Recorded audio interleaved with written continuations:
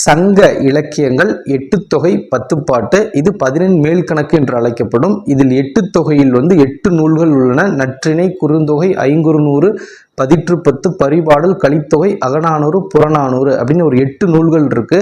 இந்த 8 நூல்களில் 2 நூல்கள் புறப்பொருள் சார்ந்த நூல்கள். புறநானூறும் பதிற்று பத்தும் புறப்பொருள் சார்ந்த நூல்கள். இந்த பதிற்று பத்தில் 10 என்று 100 பாடல்கள் அமைந்துள்ளன. 10 என்று 100 பாடல்கள் அமைந்துள்ளன. 10 அதிகாரம் உள்ளது. அதிகாரத்திற்கு 10 பாடல் என்று 100 பாடல் அமைந்துள்ளது பதிற்று பத்துல. இது ஒரு புறப்பொருள் நூல்.